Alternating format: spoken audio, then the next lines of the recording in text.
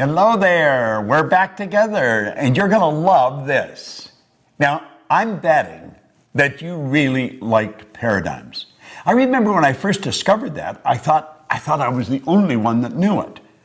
It's such a neat idea. Now we understand why we're not doing what we already know how to do. Now let me ask you something really important. Are you, or maybe a loved one, a family member, somebody that you're very close with, leaving your dreams on the table? Insofar as your money is concerned, or maybe the travel you'd like to do, or relationships that you want to develop, or the health that you really, truly want to enjoy, or maybe even your love affair. You're missing it. The dream has escaped you. How would you like to know a formula that's as exact, it's exact as mathematics on how to get what you want? See, most people are really extras in their own movie. They look at somebody else and they think, wow, if only I could do that. Well, let me let you in on a secret. You can do that if that's what you want to do. I'm betting that is probably not what you want to do. That's what they want to do. And you know something? If they're doing what they want, you can do what you want, and I can do what I want. See, we're all working with the same mental faculties. We're all working with the same power, and we're all working with the same laws. So it's a matter of understanding how to set and how to achieve goals. Have you ever been really ready to do something and you were scared stiff, and so you backed away and left it back on the table? I know I've been like that. I know a lot of people are like that. Well, if you've done that in the past, or a loved one, you can share this with them. And I would suggest that you do invite some friends in and share this with them, and then sit around as a group and openly and very transparently discuss these hang-ups that we've got, because we've all got them. You're not the only one with them. Now let's stop and think about goals. You know, Thoreau was, he was quite a guy. He said, if a person will advance confidently in the direction of their dream and just endeavor, in other words, you only have to give it your best shot, endeavor to live the life that you've imagined. Do you know what's going to happen? He said you'll meet with success unexpected in common hours. You'll be on your way downtown to do some shopping, and you'll think, I did it. I actually did it. I reached the goal. Do you know the beautiful part about working with goal setting and goal achieving with the right rules by law? That's exactly what happens. You reach the goal and you're motoring at such a speed and having so much fun, you get past it before you realize you've already done it. You're probably off to the next one. Do you know what it is? It's a habitual way to live a creative life that's fulfilling, that really leaves you inside like you've got something. Now, I refer to the system that we use in the Proctor Gallagher Institute. I refer to it as the ABC of goals. Now, you'd say, well, this looks pretty elementary. Well, I'm going to let you in on a secret. It is very elementary. It's just that most people never really learn it. Now, I'm going to talk about the A level of goals as doing things you already know how to do. I had a young guy come up to me one time in a seminar, and he asked me if I'd talk to him about his goal. And I said, sure, what's your goal?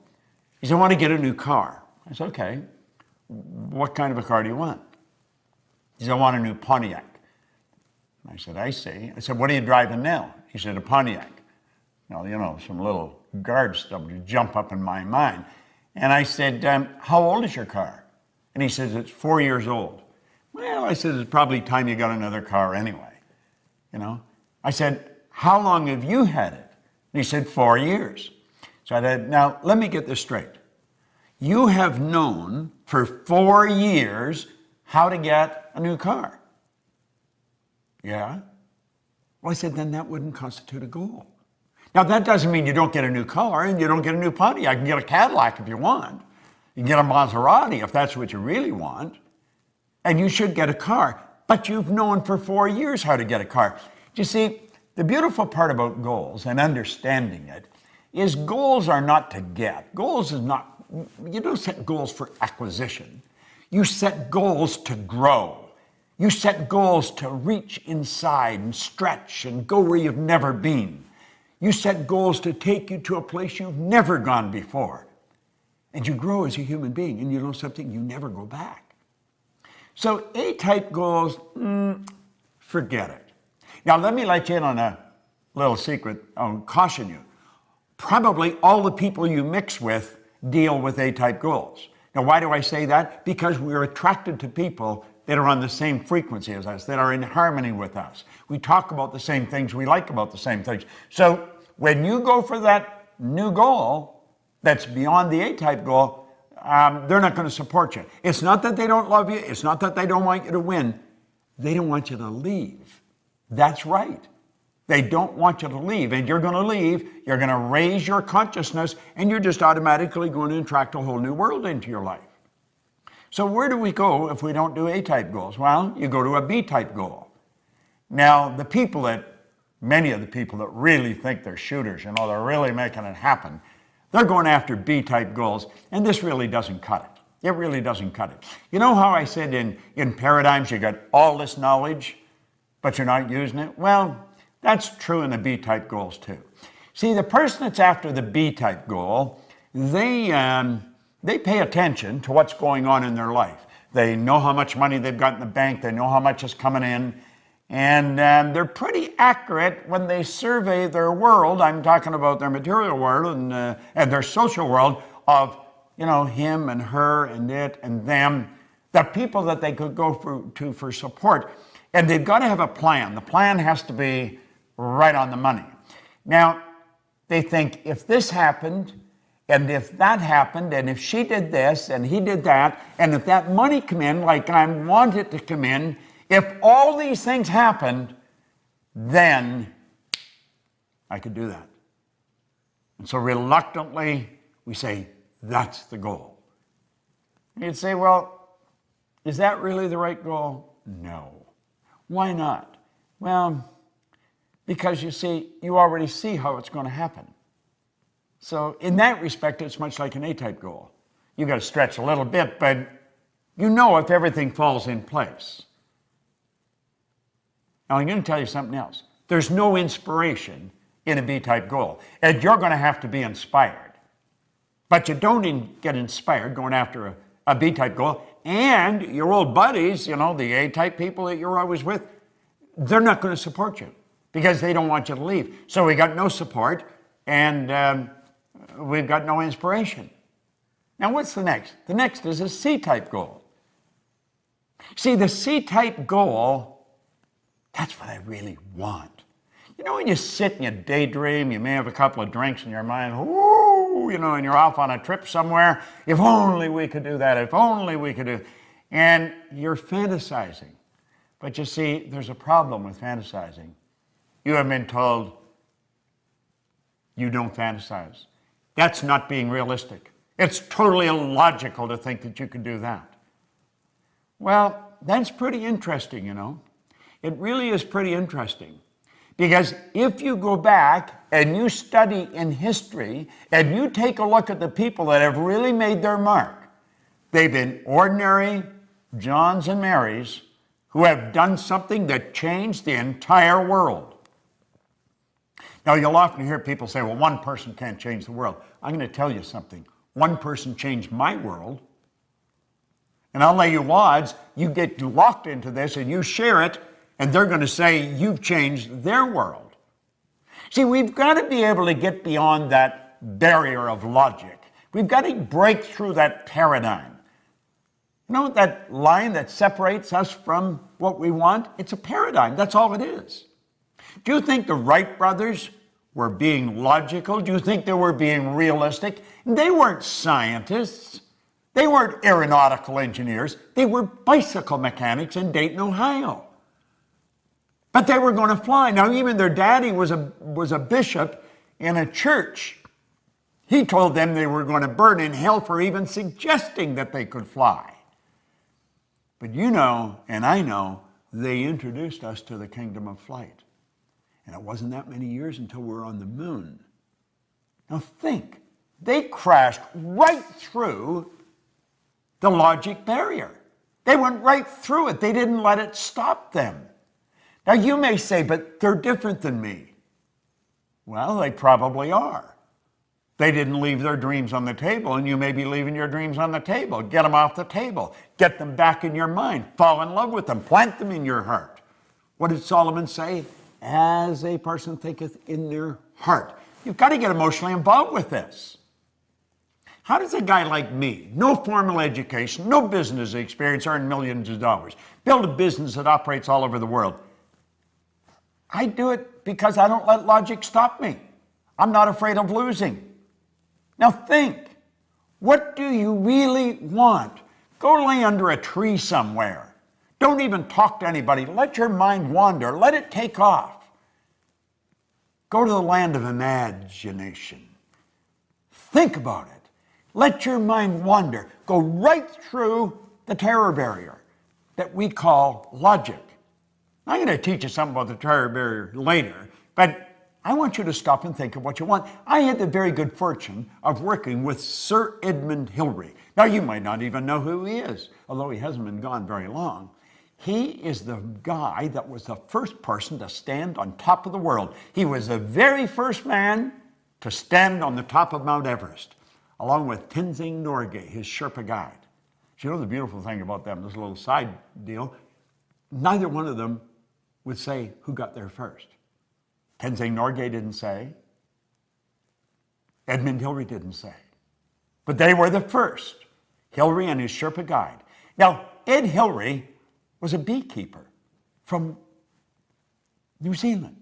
He was a beekeeper down in Auckland, New Zealand. Where did he get the idea that he could do something that has never been done before? People died. There's people encased in ice up there. They're never coming down. They've tried to do this. They've been trying to do this for centuries. Just like the Wright brothers, there's people trying to fly for centuries. But you know the strange thing about it? Ed Hillary went up there in 1951, he failed. He went back in 52, he failed. Now there's people around him saying, you've got to be out of your mind going back there. You're going to kill yourself. But in 1953, he stood on top of the world. Now, I had the pleasure of working with him on a couple of occasions, and the only difference in Ed Hillary and myself that I could see was in his size. He was a big man. You say, but I'm not like Hillary, and I'm not like the Wright brothers. You're exactly like them. You're exactly like them. There's a spiritual power within you that's perfect. Your spiritual DNA is perfect, and it's forever seeking expression with and through you. That's why you want things. Don't throw your wants. Don't leave your wants on the table. For goodness sake, take a run at it. Go sit down at that table. Get a pad and a pen out and start thinking, what do I really want? I want to be financially independent. That's something all thinking people want. I'm going to tell you something. When you have no money problems, you'll be amazed how much free time you have. You see, in this program, we talk about wants. We're not talking about what we think we can do, and we're not talking about what we've done in the past. We're talking about where we're going, what we're going to do. What do you want? I guarantee you, if you can describe it, if you can see it in your head, you can hold it in your hand. That's exactly the way it works. Napoleon Hill, my mentor, he said, anything the mind can conceive and believe, it can achieve. Now, you may not believe you can. I guarantee you stick with us and you keep studying what I'm sharing with you, and you'll change your beliefs. See, I found out that was one of the keys in my success. I changed my belief. See, our belief system is based upon our evaluation of something. And frequently, if we reevaluate a situation, our belief about that situation will change. There's a 3-step process for goals, goal setting and achieving. It's fantasy, theory, fact. You've got to build the fantasy. And it's okay to say that it's just a fantasy. That's where everything starts. That's where your clothes started. You probably have synthetic fibers on. We didn't always know how to do that. The building you're in, the air conditioning, the heating system, your cell phone, your computer. The fact that I can shoot this here and you can sit there and watch it. We weren't always able to do this. Somebody fantasized. And then they turned their fantasy into a theory. See, they went from using their imagination and they began to use their reasoning factor, and they started to add thoughts to it. And they started to bring it together. And they started to give it some serious thought. It's like Hillary said, I bet I can get to the top of that mountain. Everybody's saying they're crazy. But they didn't know what he could see. He could see what they couldn't see.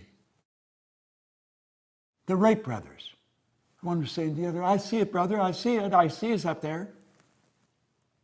And when they got up, they were only up for 14 seconds. And somebody said, yeah, but their first flight was only 14 seconds. And they said, we not only got up there, but we stayed up there for 14 seconds. See the difference in perception, in attitude? Don't listen to anybody else. The only person you want to listen to is somebody that's accomplished more than yourself and know that they're no better than you. Listen to them. Do what they tell you. I know how to win. If you can build the fantasy and you can turn it into theory, I guarantee you it'll turn into a fact. You hold the idea in your mind and it must manifest in form. That is an absolute law. The wealthiest man in the world in 1908 really started this movement that we are talking about today. Andrew Carnegie told Napoleon Hill, he said, any idea that is held in the mind, that's emphasized, that you fall in love with, that's either feared or revered, will begin at once to clothe itself in the most convenient and appropriate form available. Now, I want to share something that a lady come up on an airplane and give to me. She said, your materials really helped me. I want to give you something that's helped me, and it'll probably help you. It's a wonderful quote, and no one gets credit for it.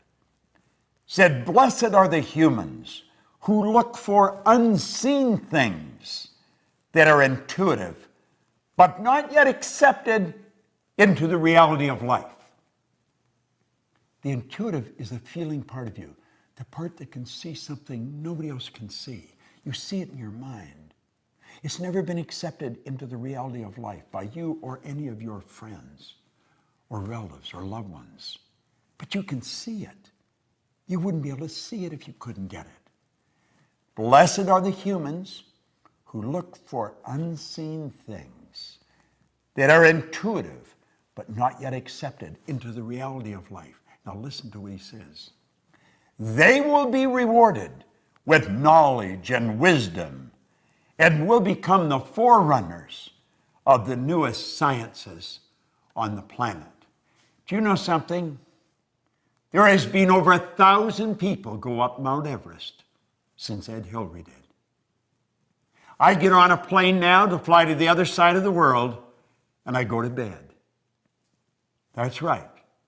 I go to bed. They've even got a bed, and they give me a duvet to cover myself. And they ask me if I'd like breakfast when I wake up. God bless the Wright brothers. God bless Ed Hillary. They're no different than you or me. Don't let the fact that you don't know how to do it set the goal. In fact, if you know how to do it, it's probably no good. It's got to scare and excite you at the same time. Now, I want you to go and sit down at that table. And you pick up those dreams that you've left sitting there for a while. And you say, no more. I'm alive, I'm awake, and I'm on the move, baby. There may be no one that understands, but I understand. And you write out your goal in the present tense. I am so happy and grateful. Now that, and describe it. And I'm going to come back, and I'm going to share something with you that most people never know. I'm going to teach you about the terror barrier. And when you get that, along with the paradigms in this one, I'm going to tell you, baby, you got results that stick. Don't let it slip through your fingers. Don't leave it on the table. Claim it. It's yours. This is Bob Proctor. Thank you.